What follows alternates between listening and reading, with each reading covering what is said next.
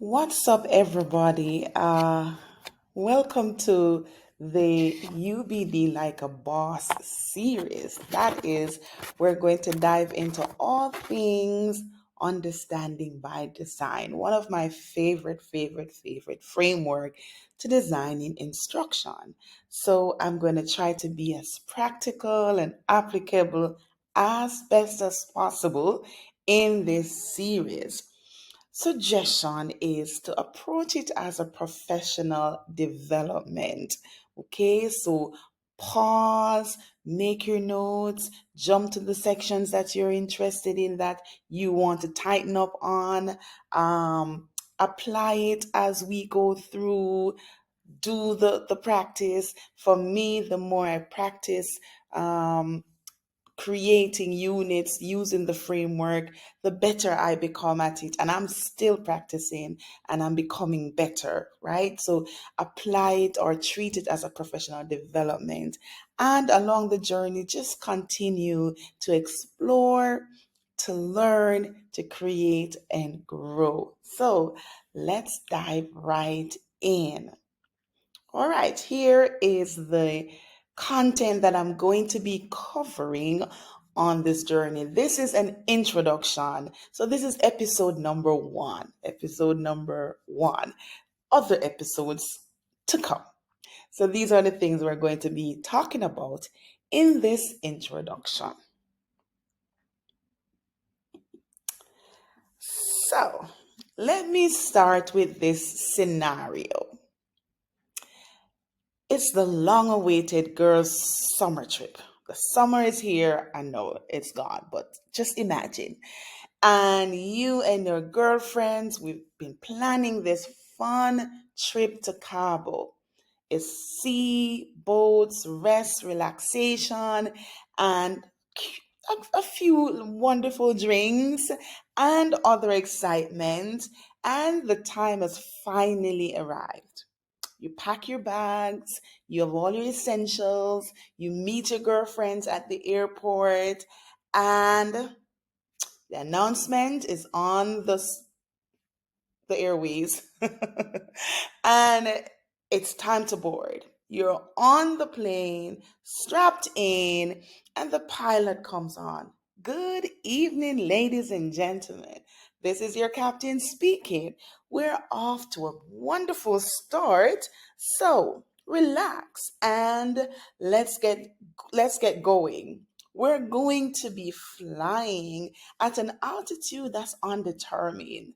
We're going to altitude hop, and the velocity is as we feel when we're up there in the air. Who knows where the wind will blow us? For sure, we will get to our destination or some destination. Huh. Will we get to Cabo or will it be Tanzania? For sure, the destination might not be Cabo. And I don't know. For me, I would be like, please let me off this plane because something about this trip ain't right. All right. So you get the idea, I hope, with this scenario. All right. Let's jump in. So the backward design, so UBD is also known as the backward design. And with this design, we start with the end in mind. So the first thing is we're going to determine what is that intended end. What are the desired results? These are going to be our learning outcomes, our standards, right? And then we dive right into the middle after that, which is, well, how do I check they have learned? What are the evidences that we're going to be looking for? And then we're going to plan the learning experiences. A lot of times, and I am so guilty of that, we can dive right into the learning experiences, right? We're teaching this unit and we dive right into planning the learning activities and the textbook chapter, and we are ready to go.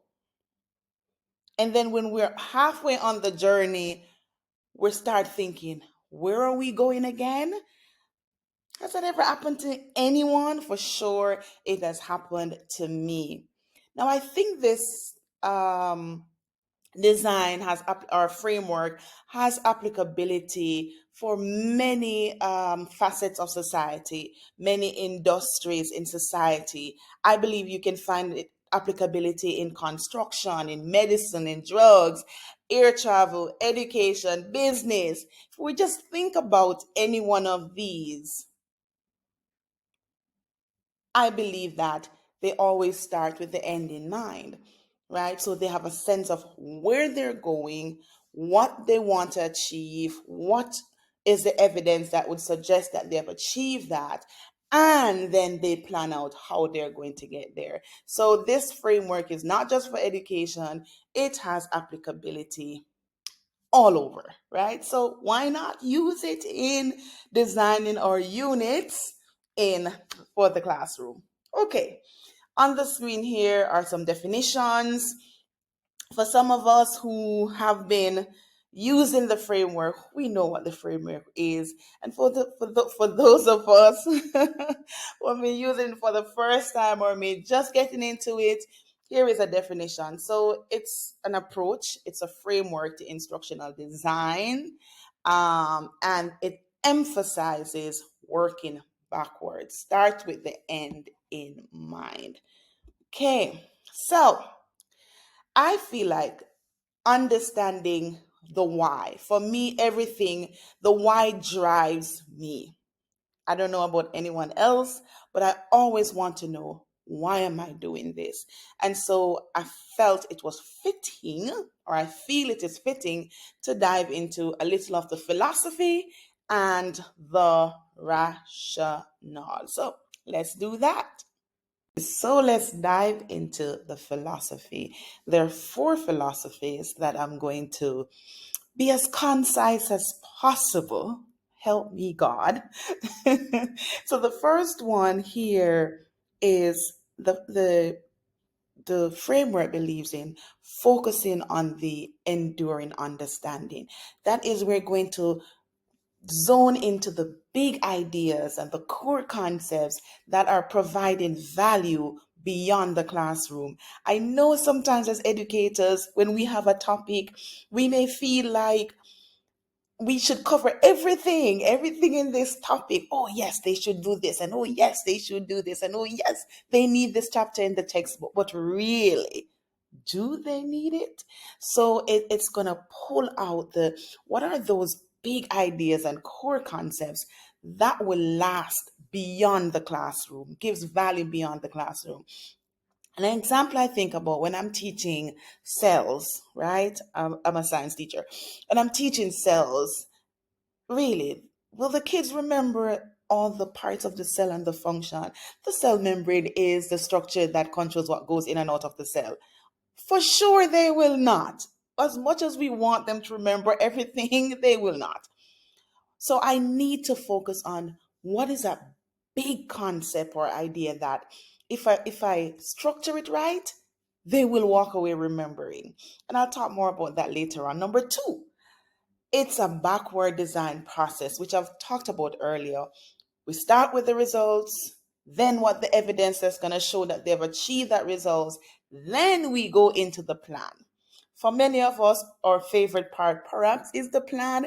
We just want to dive right into the plan immediately. But is that the most effective way?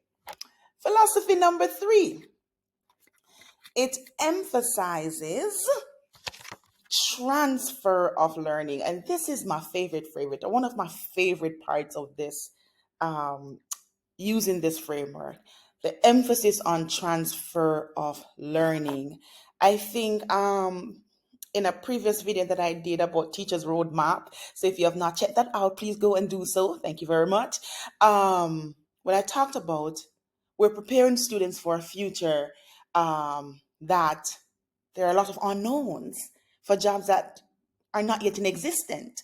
So how do you prepare them for that unknown? It's through the skills that you're going to be giving them, right? Can our students apply their knowledge and skills in different situations, right? Can they manipulate in the context can they manipulate and twist that information to the context that you throw at them. I get so excited when a student get to that place of taking that, and no matter what I throw at them and how I twist things, because they understand the principles and the concepts, they can apply it. When a kid can do that, ooh, they are transfer of their learning. And that is one of the big philosophy of this unit, of this framework. Number 4, it encourages the use of essential questions. So it's an inquiry based learning framework, or that's a part of the framework, right? It encourages the use of essential questions, those big, open ended, thought provoking questions that stimulate curiosity and engagement that is going to drive that unit.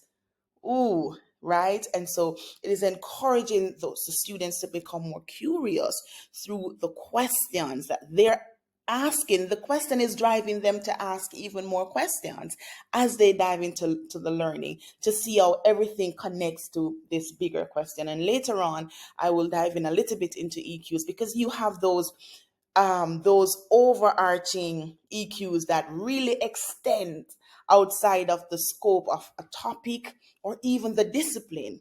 And those are some of my favorites. And then you have those topical EUs, that essential questions, yes, that are more topical based and discipline based.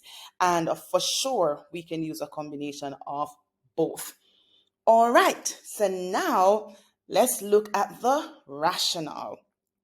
Again, we want to know, why should I spend time developing this framework? Because guess what?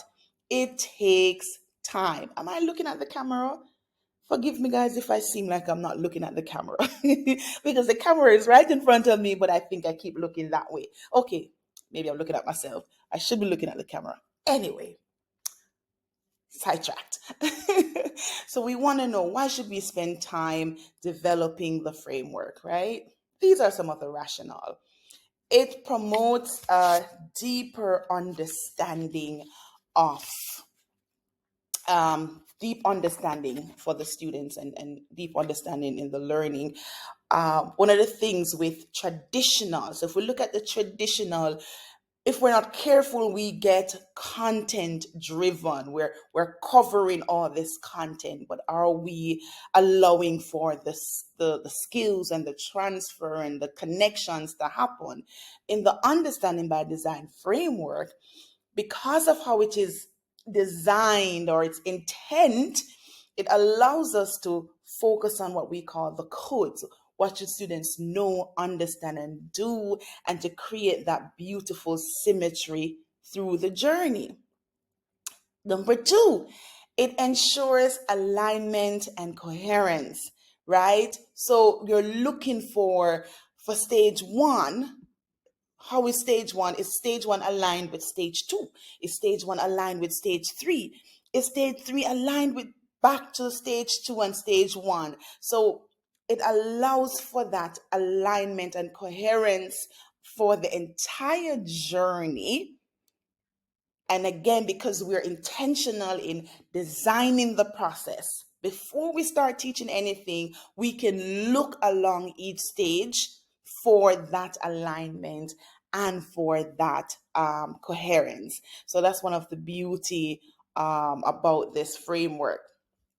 Number 3, it is believed that it will improve student outcome, that there's a greater chance, it's more likely when you use this framework, there's a greater probability or likelihood that it's going to yield a successful student outcome. And I do believe this, and I'm trying to think of an example without being long-winded. Okay, because we know the evidence and the desired results that students should be able to demonstrate, we can craft the plan so carefully that we're providing them with the tools and the skills and the scaffolding that is needed for them to meet the desired results, for them to demonstrate that they have met those learning targets. So, for example, in the performance assessment that is a part of stage one, right, stage two, I know that my students should be able to critically explore a concept, that they should be able to apply their knowledge to different situations. When I'm mapping out that learning plan, that's going to be a part of the journey. I'm building in those critical thinking opportunities. I'm building in the opportunities, giving them the context, different contexts for them to apply their knowledge. So when they get to the assessment, it's not strange. It's not, what is this? Oh my God, where is this coming from? They know. Number four, it facilitates differentiation because of that craftedness, that structured symmetry of alignment and coherence that's happening. Then you are now observing and getting feedback as you go along the journey. So you're able now to determine, okay, where do I need to scaffold? Where do I need to provide more support?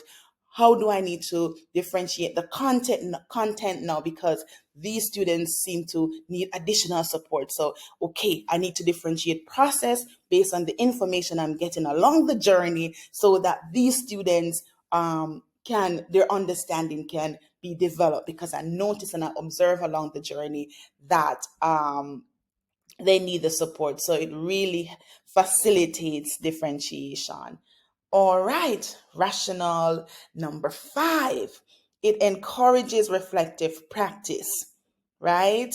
You're using that data. Once you have created a unit, you have information that now you can now reflect on.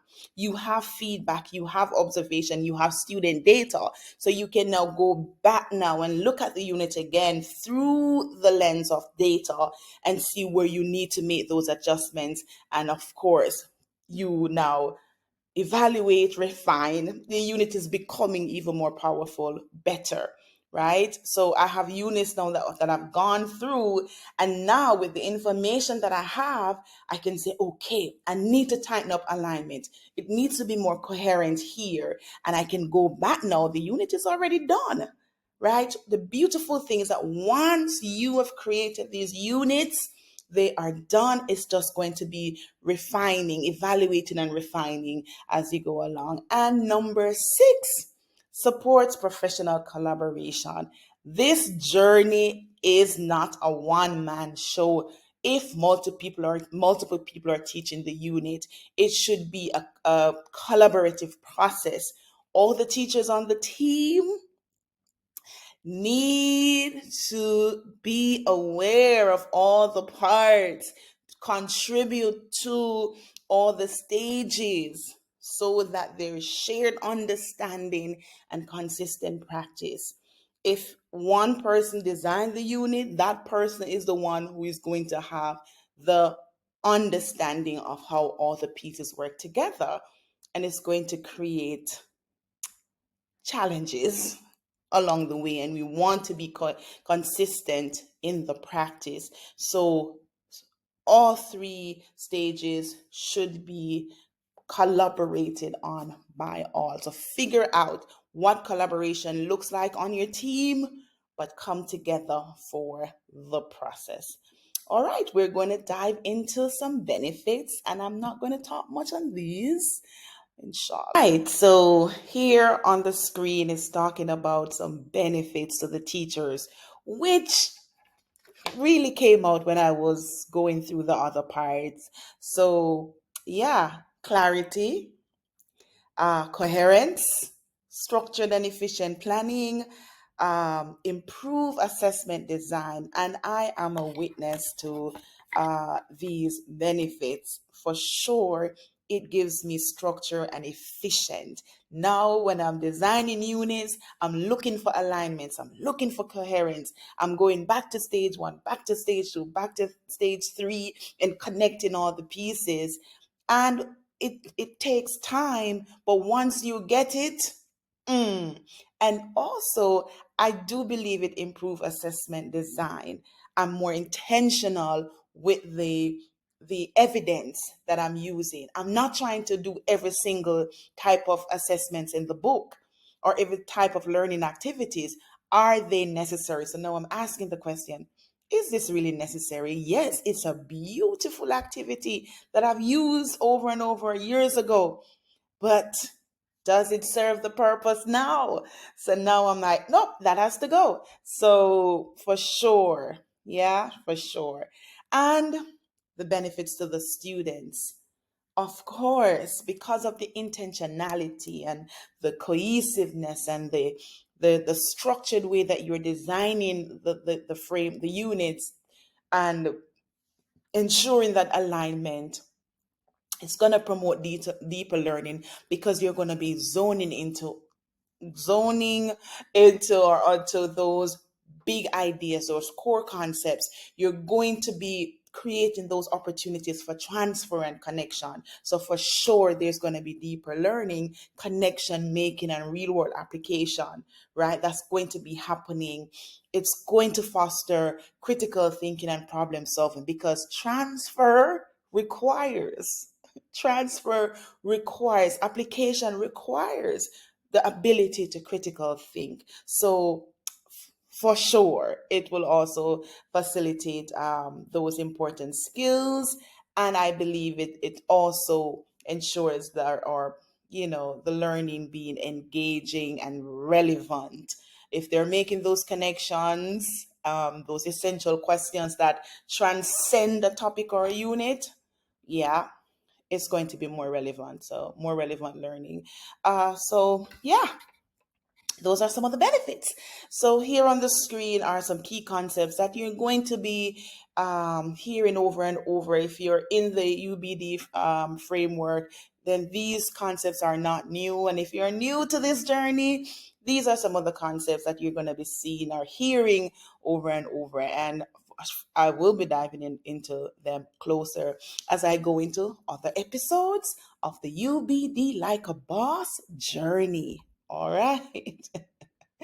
All right. So we've come to the end of the introductory journey. And I know it perhaps is over 20 minutes. I'm trying just to make it up at least 20 minutes, minimum or maximum 20 minutes, but whatever. Remember, take what you need and move along. All right. So there are two reflective questions here that why not? Think about these questions and get your journal and jot them down, right? For me, number two is the one that I think I'll just touch on briefly. What challenges do you foresee in implementing UbD, and how might you address them? Initially on the journey for me, it's the learning curve, right? Not knowing all the pieces and all the tools that I needed to be able to create these effective units. So it takes a while. When I was designing the first unit, for sure, I was frustrated and overwhelmed. So it's okay if that happens to you along the journey because yeah, the more you practice, the more you do it, the muscles, your UbD muscles, will be strengthened, and it will get easier. Um, I'm still learning, by the way. I'm still learning. I look back at some of my performance assessments and I'm like, yeah, I need to go back and improve these for sure. I look back at some of my enduring understanding. I'm like, yeah, I need to go back and refine these. And that is fine because we are always exploring, learning, creating, and growing. Okay. Some additional resources are coming soon, and when they're available, I will link them down below in that description section where you can check on things. So those are coming soon. Episode number 2, stage 1 of the UbD Like a Boss series is coming soon. All right, so look out for that. And don't forget, please don't forget to hit that subscribe button, click like, click that notification bell, and for sure, Why would you keep all of this goodness to yourself? Share it with everyone you know, right? So that we can impact, support, help one teacher in one classroom somewhere on the planet. Because if one teacher is impacted, many students will be impacted, many classrooms will be impacted. All right, so why not share the love? All right, thank you so much for your time. Thank you so much for taking the time to go through and watch this. I hope you can get some useful knowledge from this presentation. Good luck and see you next time as we continue UBD Like a Boss series. All right, ta ta.